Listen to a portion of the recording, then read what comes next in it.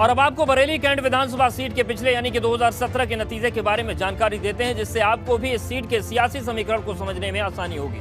2017 में बरेली कैंट विधानसभा सीट पर करीब 54% मतदान हुआ था और भाजपा के राजेश अग्रवाल ने दोबारा इस सीट पर जीत दर्ज की। उन्होंने कांग्रेस सपा के संयुक्त उम्मीदवार मुजाहिद हसन खान को चुनाव में हरा दिया था। अब बारी है आपको बरेली कैंट विधानसभा सीट के पिछले 3 नतीजों के बारे में जानकारी देने की, जिससे आपको साफ हो पाएगा कि कैसे ये सीट 2012 से भाजपा का मजबूत गढ़ बन गई है।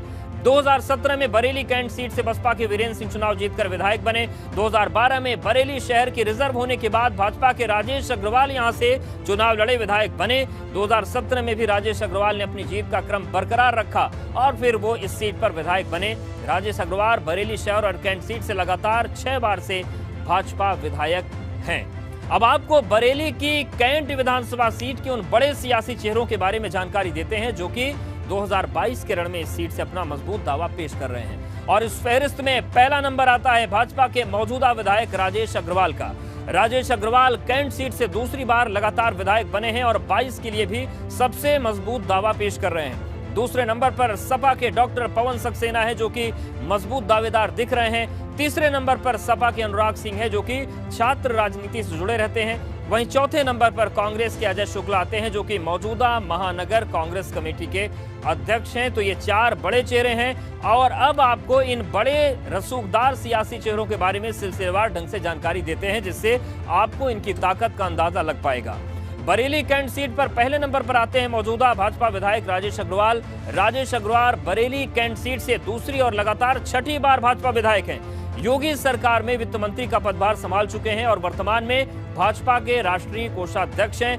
कैंट सीट पर चुनाव लड़ने से पहले बरेली सीट से लगातार 4 बार भाजपा विधायक रहे। इलाके में इनका सियासी रसूख सबसे बड़ा है और इन्हीं खूबियों के साथ 2022 के लिए भी ये मजबूत दावेदारी पेश कर रहे हैं। अब आपको बरेली कैंट की विधानसभा सीट के दूसरे बड़े चेहरे के बारे में जानकारी देते हैं जो कि समाजवादी पार्टी से 2022 के लिए मजबूत दावेदारी पेश कर रहे हैं और ये हैं डॉक्टर पवन सक्सेना।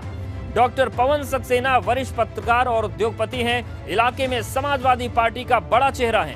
कई नामी अखबारों में काम कर चुके हैं। मुस्लिम और यादव वोटर्स के बीच डॉक्टर पवन सक्सेना की अच्छी पैठ मानी जाती है और इन्हीं खूबियों के साथ ये 2022 के रण में सपा से अपनी दावेदारी पेश कर रहे हैं। पवन सक्सेना के बाद अब तीसरे बड़े चेहरे से आपको रूबरू कराते हैं। ये भी इलाके में समाजवादी पार्टी का चेहरा है और ये हैं अनुराग सिंह नीतू। अनुराग सिंह नीतू छात्र राजनीति से जुड़े रहे, बरेली कॉलेज के पूर्व अध्यक्ष रहे हैं। बरेली कैंट इलाके में समाजवादी पार्टी के चेहरे के तौर पर पहचान है।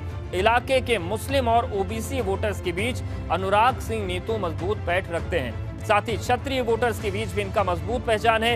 इन्हीं खूबियों के साथ ये भी 2022 के रण में समाजवादी पार्टी से मजबूत दावेदारी पेश कर रहे हैं।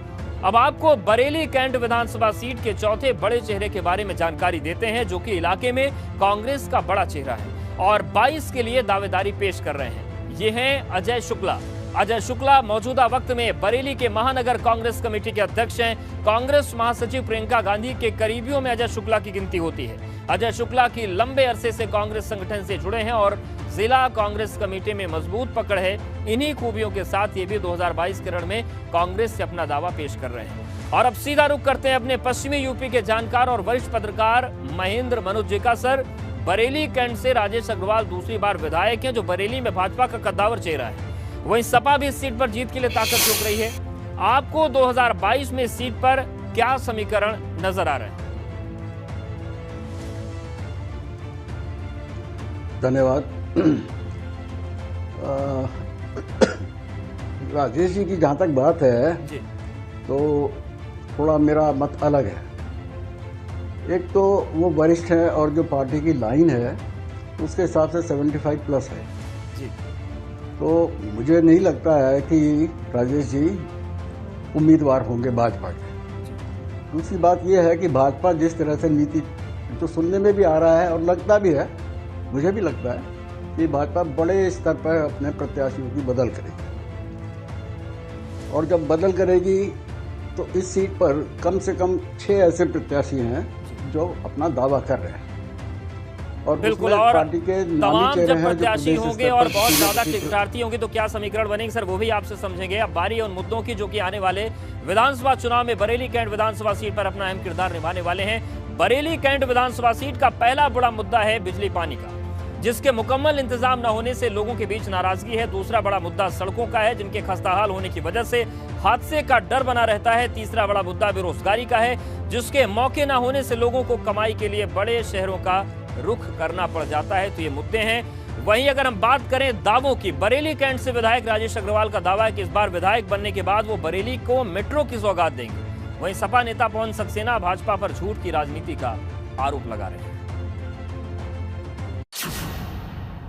मैं अभी भी बहुत आशान्वित हूँ कि बरेली में एक मेट्रो योजना जो है वो शीघ्र में प्रारंभ करवा पाऊँ।